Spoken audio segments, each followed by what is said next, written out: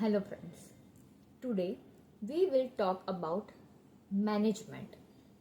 आप सोचेंगे मैनेजमेंट, हम लोगों ने भी एमबीए किया है. बहुत सारे लोग आजकल एमबीए करते हैं. That is MBA, masters in business administration, MBA in health care management, then MBA in supply chain management.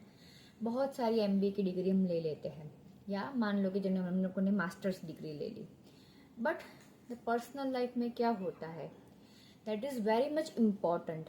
Management, but management of the people is a toughest task in the life.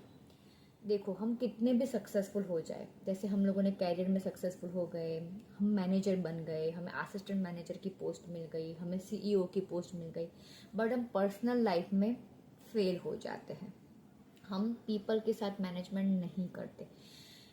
The thing is that, जैसे जैसे मान लो एक group है, एक group में 5 या 6 लोग हैं, तो हर एक का एक नेचर अलग अलग होता है. समटाइम दो पीपल की जो फ्रीक्वेंसी होती है, मीन्स जो दोनों का नेचर होता है, वो कभी कभी मिक्स होता है, वो अच्छे से मैच होता है. समटाइम्स व्हाट हैपन कि जैसे दो पीपल है तो वो दोनों का नेचर थोड़ा अलग होता है, वो दोनों की फ्रीक्वेंसी नहीं मैच होती है.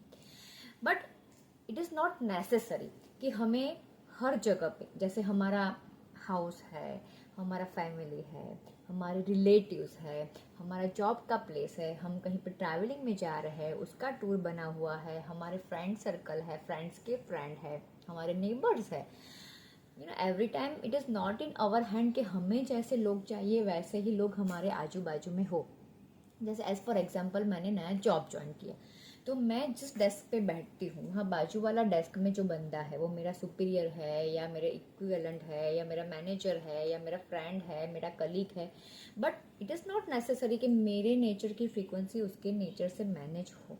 बट ऐसा तो नहीं है कि वो जॉब छोड़ देगा या मैं जॉब छोड़ दूंगी. बहुत एक फैक्टर पे हम नहीं डिनाई कर सकते जॉब को.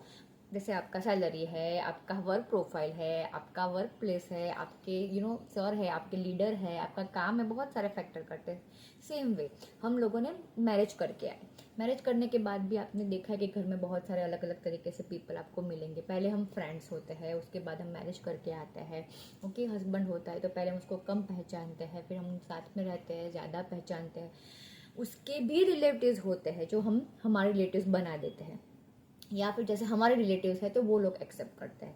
तो वो फैमिली में फिक्स नहीं होता है कि हम उनका पूरा फैमिली देख के मैरिज करने नहीं चाहते हैं, राइट. उसमें भी अलग अलग तरह के लोग आपको मिलेंगे.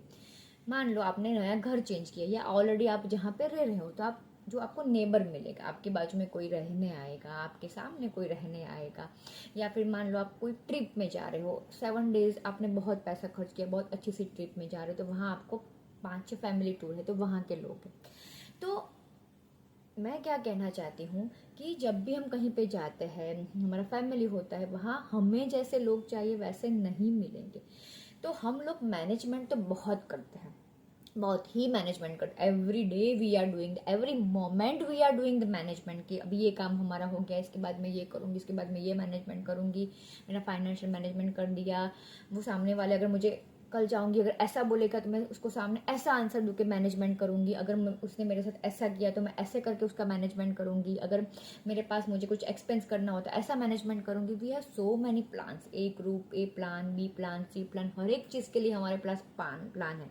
और ये जो ब्रेन है ना, कॉन्स्टेंट उसके बारे में सोचता रहता है. ओके, सो मैं ये बस बताना चाहती हूँ. द समरी इज दैट हम लोग क्या करते हैं, we are in the circle, हम सर्कल में हैं, और हमारे आजू बाजू हर तरह के लोग हैं. तो हम क्या करते हैं, आज इसको मैनेजमेंट करते हैं, खुश हो जाते हैं, कल इसका मूड खराब हो जाता है, नेक्स्ट टाइम हम उससे पैचअप करने की कोशिश करते हैं बी पीपल से, फिर सी पीपल का मूड खराब हो जाता है, या उससे अच्छी बनती है या खराब बनती है.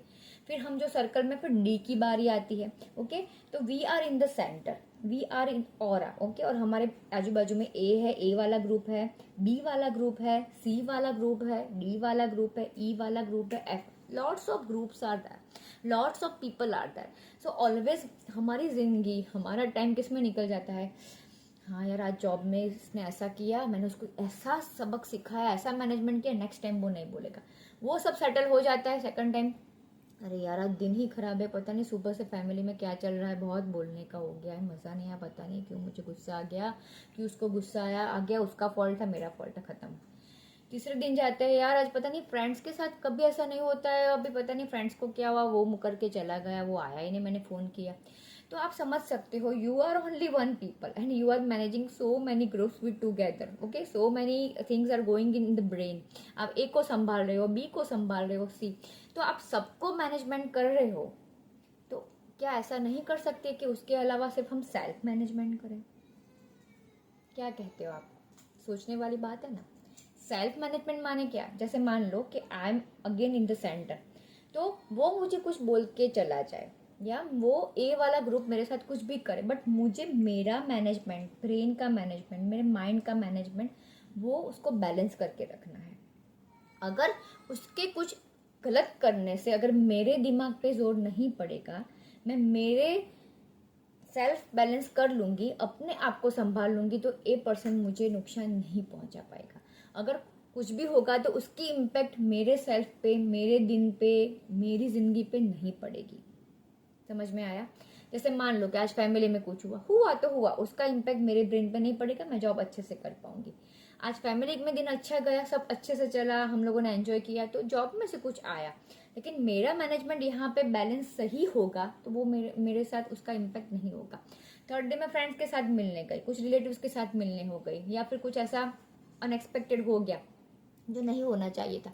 तो बहुत सारा ऐसे फैक्टर्स एवरी डे हमारे आजू बाजू घूमते रहते हैं, कुछ अच्छे फैक्टर्स भी, कुछ बुरे फैक्टर्स भी, कुछ अच्छी बातें, कुछ बुरी बातें।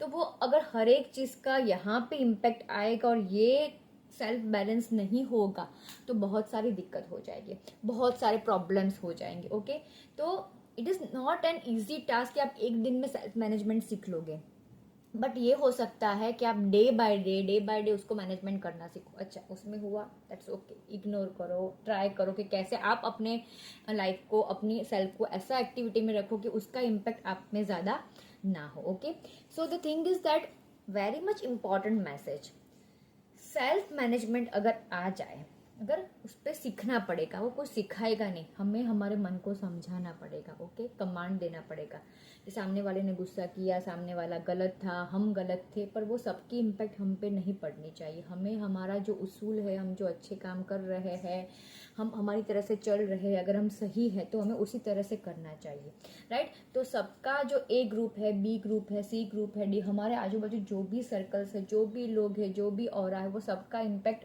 हम पे जब नहीं पड़ेगा, जब हमारा सेल्फ मैनेजमेंट होगा, सेल्फ बैलेंस होगा।